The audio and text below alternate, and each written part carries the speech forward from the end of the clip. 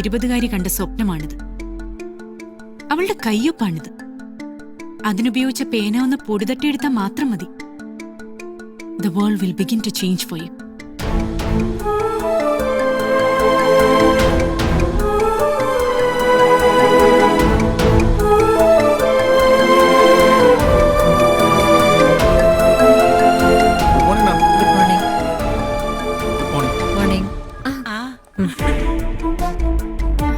നന്നായിട്ടുണ്ട് കേട്ടോ.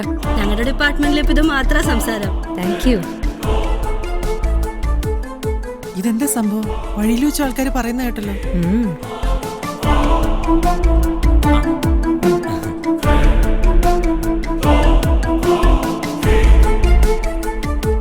ചേച്ചി താങ്ക് യു ജയ. ഞാനും അത് പറയാൻ തുടങ്ങിയായിരുന്നു. പിള്ളേര് പറഞ്ഞാ ഞാൻ അറിഞ്ഞത്. ഏതായാലും കലക്കി കളഞ്ഞു കേട്ടോ. എന്താ കാര്യം? ഫേസ്ബുക്ക് തുറന്ന് നോക്ക്.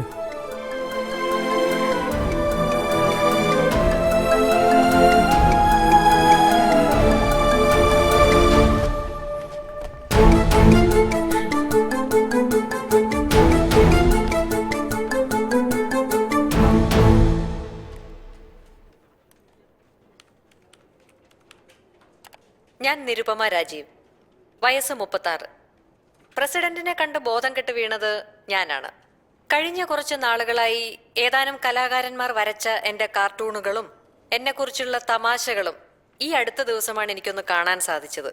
ജീവിതത്തിൽ വേറെ ഒരുപാട് കാര്യങ്ങൾ ഉള്ളതുകൊണ്ട് എപ്പോഴും ഈ ഫേസ്ബുക്കിന്റെ മുമ്പിലിരിക്കാനുള്ള സമയം എനിക്കില്ലാതിരുന്നതുകൊണ്ടാണ്. കലാകാരന്മാരൊന്നും വിചാരിക്കരുത്. ഇനിയുള്ള നിങ്ങളുടെ സൃഷ്ടികൾ കൂടുതൽ മനോഹരമാക്കാൻ വേണ്ടി പ്രസിഡന്റിനെ കണ്ടപ്പോ ആക്ച്വലി എന്താണ് സംഭവിച്ചതെന്ന് നേരിട്ട് കാണിച്ചു തരാമെന്ന് വിചാരിച്ച ഇപ്പൊ നിങ്ങളുടെ മുമ്പിൽ ഞാൻ വന്നിരിക്കുന്നത്.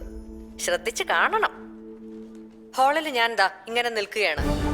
പ്രസിഡന്റ് റൂമിൽ നിന്ന് പുറപ്പെട്ടു എന്ന് മെസ്സേജ് കിട്ടിക്കഴിഞ്ഞു. അദ്ദേഹം ഏത് നിമിഷവും എത്താം.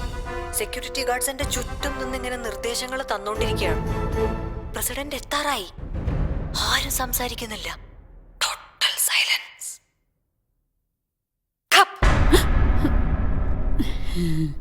വാതിൽ തുറന്ന് സാക്ഷാൽ ഇന്ത്യൻ പ്രസിഡന്റ് മുറിയിലേക്ക് കയറി വരുന്നു. നേരെ എന്റെ മുമ്പിലേക്ക് വന്ന് നിന്ന് എന്നോട് പറയുന്നു, നമസ്തേ.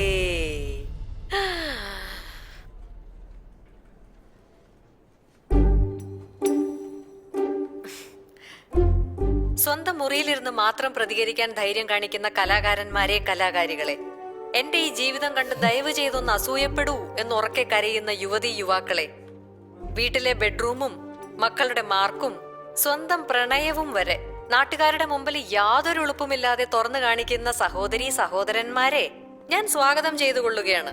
പുതിയ തമാശകളും പുത്തൻ ചീത്തവിളികളും. അങ്ങനെയെങ്കിലും 4 പേര് അറിയട്ടെ നിങ്ങളൊക്കെ ജീവിച്ചിരിക്കുന്നുണ്ടെന്ന്.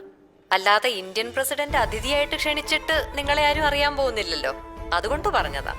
കാത്തിരിക്കുന്നു നിങ്ങളുടെ സൃഷ്ടികൾക്ക് വേണ്ടി.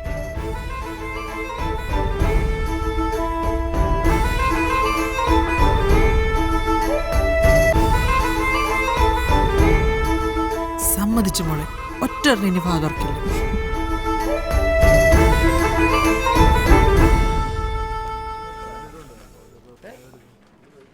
ഇനി ഒരാൾക്ക് കൂടി എനിക്ക് മറുപടി കൊടുക്കാനുണ്ട്.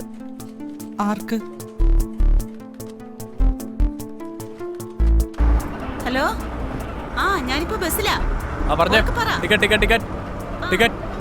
ഒരു മേന കേട്ടോ, 7 രൂപ. നമ്മുടെ വല്യമ്മയെ കണ്ടില്ലല്ലോ. അവരെന്തോ വയ്യാണ്ട് കിടക്കാന്ന് അറിഞ്ഞത്. എന്തു പറ്റി? വയറ്റിലെന്തോ മുഴയോ മറ്റോന്നാ പറഞ്ഞത്. കുറച്ച് കുഴപ്പാന്ന് തോന്നണേ. ചേട്ടാ ഒരു പള്ളി നോക്ക്. It's viral. നാട്ടിലുള്ള എത്ര ഫ്രണ്ട്സാ കണ്ടിട്ട് എനിക്ക് മെസ്സേജ് അയച്ചെന്നറിയോ?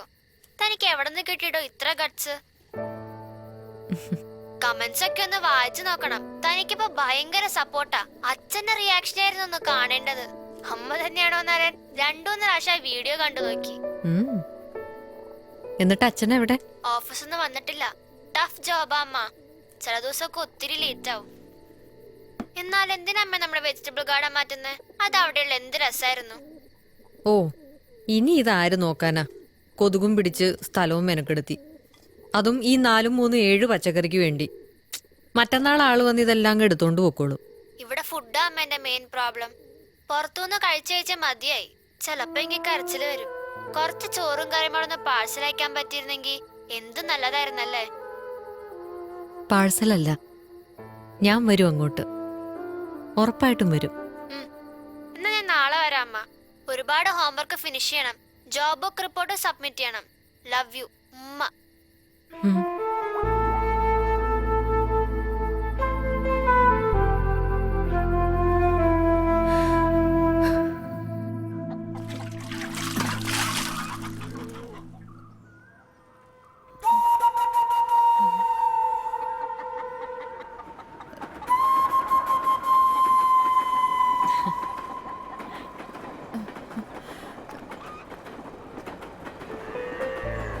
ഇവിടേക്ക് തന്നെ വന്നതാ. ബസ്സിൽ ചോദിച്ചപ്പോ സുഖമില്ലാതെ കിടക്കുക പറഞ്ഞു. അപ്പൊ ഒന്ന് കാണണമെന്ന് തോന്നി. എന്നെ കാണാൻ വേണ്ടി മാത്രം വന്നതാണോ മോള്? അതെ, എന്താ? അല്ല, ഒന്നുമില്ല. എങ്ങോട്ടോ ഇറങ്ങാൻ തുടങ്ങായിരുന്നു തോന്നുന്നു.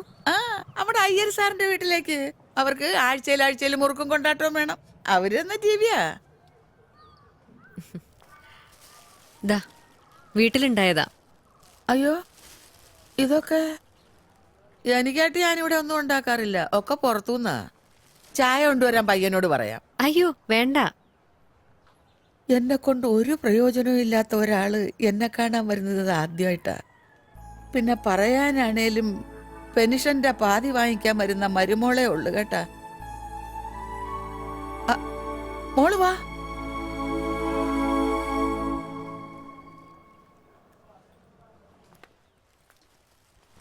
ആശുപത്രിയിലൊക്കെ പോകുന്നത്? ഓ, അതിനൊന്നും കുഴപ്പമില്ല. അത്യാവശ്യമൊക്കെ നടക്കാം. കൂട്ടു വേണമെങ്കിൽ പറയണം. ആശുപത്രി പോകാൻ കൂട്ടുവേണ്ട. പക്ഷേ ഇടയ്ക്ക് ഇതുപോലെ വരാമെങ്കിൽ വല്ലപ്പോഴും മതി. വേറൊന്നിനുമല്ല. ആരെങ്കിലും ഒക്കെ ഉണ്ടെന്നൊരു തോന്നൽ വേണം മോളെ മനുഷ്യന്മാർക്ക്. വല്ലപ്പോഴെങ്കിലും ഇപ്പൊ എങ്ങനെയുണ്ടെന്ന് ചോദിക്കാൻ ഒരാള് വേണം.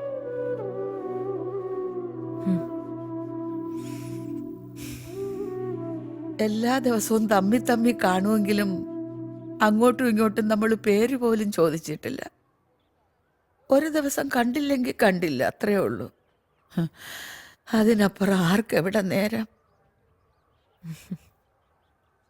എന്നിട്ടും മോൾ എനിക്ക് വേണ്ടി മാത്രം മാറ്റിവെച്ച ഈ സമയമുണ്ടല്ലോ, ഇനി എനിക്ക് എൻ്റെ ജീവനുള്ളിടത്തോളം കാലം ഓർത്തിരിക്കാനുള്ളതാ.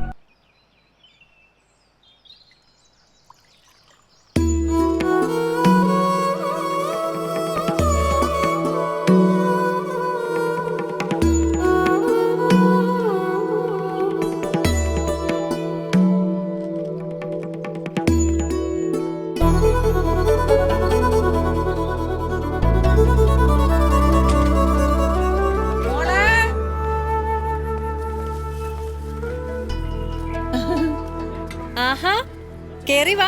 അവരോട് പണി നിർത്താൻ പറ മോളെ. ഏ, അവരോടത് മാറ്റരുതെന്ന് പറ.